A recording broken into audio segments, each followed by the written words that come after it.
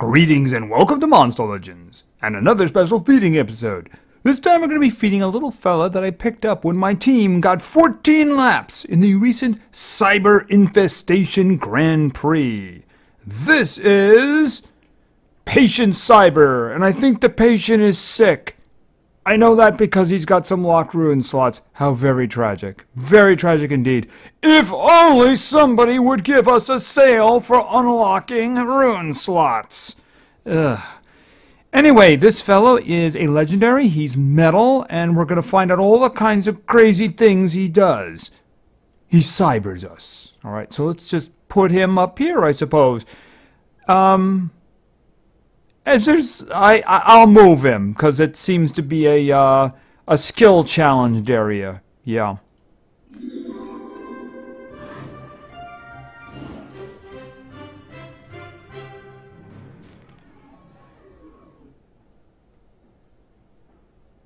Okay, that was really fast. Just saying. Okay. Yeah, I mean, like, whoa, I did not speed that up, by the way. Nope, I did not. Alrighty.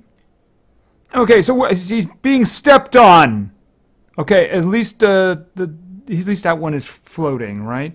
All right, so this is Fernando? I don't know. I might just keep that. Why not? I don't know. I'll have to think about that. Maybe I name him something from somewhere else. Okay, but anyway, we'll just go with that for now. Anyway, this is Patient Cyber. He is metal. He is a legendary. He is... Oh, he's tough.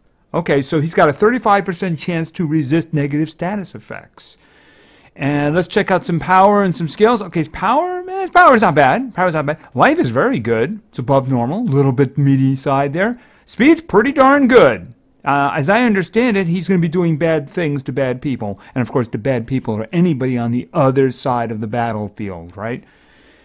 Alright, so let's just check out some skills here. Okay, small weapon. Deals low physical damage to one enemy. And huge threat. Deals moderate metal damage to one enemy. Okay, and of course his special skill, which is Enrich Virium, whatever. Deals very heavy metal damage to all enemies, removes positive status effects from enemies, and applies nanovirus and total blind to all enemies. Okay, so nanovirus, that's the new thing for him. If my memory is correct, it means that it will not allow positive status effects to be placed on the victim. So, yeah, basically it's going to remove positive status effects anyway in that regard. So, I don't know if that's like a little bit redundant there. All right. Patient Cyber is affected by a rare sickness that is slowly turning him into a robotic creature. It all started with a stream of nanobots running through his veins, and at that point, it spread throughout half his body. He's losing his emotions, but he's becoming a war machine. Okay, so what was he beforehand anyway? Like a frog? I kind of looks froggy, doesn't he? It doesn't really say what he was beforehand and how he was exposed. Was somebody responsible for this? Was this another experiment of Dr. Victor? I don't know. I guess we'll find out as we level him, right? Okay, so I can get him to 105, but of course we'll only take him to 60 here so that we can take him and do some testing with him. Alright, so first thing first, we have to get him to level 4 for his, Okay, we're just going to do that again, are we? That's his final form, isn't it? Yeah, I mean, that is his final form. That's it. Okay, so we're just going to skip over the second form now, okay? Just checking on that. I guess that's one of the things that sped up that animation, is that we didn't, like, do a second evolution. Alrighty, so anyway, let's get with the skills, right? Let's get with the skills. Okay, level 7. Dormant Infection. Deals low metal damage to all enemies. Well, that's not a bad place to start. I'm not really sure whether that's an infection, no. If you're just doing metal damage. But okay. Maybe it's... I don't know. We'll see. Anyway, let's go to level 10. Pandemic Start. Deals moderate metal damage to one enemy, applies blind to one enemy. Okay, that's pretty good. I mean, we're not doing this 50% thing here. We're just going right to blind. Okay, I approve. Okay, if we can just upgrade that one to total, everything will be just fine. All right, let's go to level 15. And his next skill. Dormant Strain. Deals moderate metal damage to one enemy, 50% chance of applying nanovirus. Okay, that's where the 50% comes in. All right, for now, I'll just throw that over there because there's no reason not to. Okay, his big thing is the nanovirus, among other things. All right, let's continue to level 20 and another skill. Endemic Pathogen. Okay, deals moderate metal damage to all enemies, activates all cooldowns on all enemies. That is just outstanding. Yeah, that's really outstanding. There's no chance I'm keeping that one, so yeah, I'm just gonna get rid of that. That's outstanding. Yeah, we're not even gonna mess with like one guy. We're just gonna do them all. Yeah, that's outstanding. Very good one, very good one. All right, let's continue. And his final form, oh, never mind. We're already at his final form, aren't we? Yeah, we are. Mutated Strain. Deals moderate special damage to one enemy. Activates all. Okay, I guess we are. I guess they got these out of order. I'm going to take it. But, I mean, I don't need it. Right? I'm going to put that in the first spot. Because I don't want it coming back again. But, I mean, if I'm doing the entire group, I certainly don't need one, right? I mean, it's only a 3-round cooldown, too. So, I mean, I don't need a single target version of that. It just doesn't make any sense. So I'm just going to stick it there because I don't want it to come back for now.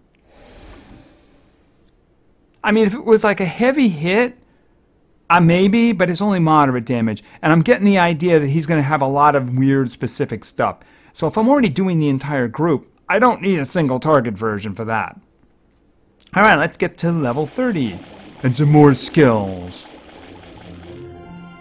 Increased Attachment. Deals moderate special damage to one enemy. Applies nanovirus twice to one enemy. Just to make sure. See, that's much better than this one up here. All right. Well, obviously, it's an upgrade of this one, right? Obviously. I mean, a 50% chance against double version of it? Yeah.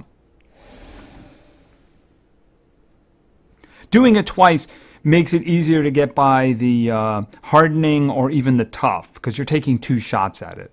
So that's why it's very useful. All right, let's get to level 35. Another skill. Force Transduction. Deals moderate metal damage to all enemies, applies nanovirus to all enemies. That's going in the first spot. Yep. That's his bread and butter. Really, I mean, that's the thing that makes him unique, right? I'm thinking that's where it should be. So, anyway, let's continue, because we have at least probably 2, maybe 3 more skills left. We'll see. Maybe at level 40? Back to that. Removes positive status effects from one enemy, applies nanovirus to one enemy. Why would I want that? I mean, doesn't the nanovirus... My understanding is that the nanovirus removes... The idea is it basically will not allow positive status effects to be placed on an enemy. So my understanding would be that it would remove positive status effects just by itself. And I now have 2 skills. This one's a double, right? This one's a double. So, I mean, I don't know why I would want that. Did I receive them out of order? I mean, honestly, I have no idea why I'd want that. This one here isn't going anywhere. That's just so very useful. That's a good one, too. Blind, I mean, that's an early one. I'm kind of expecting something a little bit more advanced on that one. I just don't see why I would want that. I mean, I got 2 things that are applying nanovirus anyway, so no, I don't see any reason why I'd want that. I'm wondering if I got them out of order, you know, because that early on would be like, oh, wow, that's great, but now, why do I need it? All right, let's go to level 45. I hope I don't see that one again. Okay, mutate strain. Oh, that was a single target cooldown reset. All right. All right, we're running out here. Level 50. Should be one more. And that one again. I'm thinking there should be one more. Even though he's got good stuff, I am thinking there should be one more. Hopefully those guys are not going to be locking it up. Yeah, and unfortunately that happens sometimes. Okay, last chance. Last chance. And... mutate train. All right, let's just see if I was right about that. All right, let's check out skills. Yeah, that's the one that I didn't get. I was kind of looking, I was figuring there would probably be an upgrade for that because I remember in the description of him that he did do total blind. Unfortunately, this one and this one were holding it back, so I didn't get it. So you put this one in the last spot and he's done.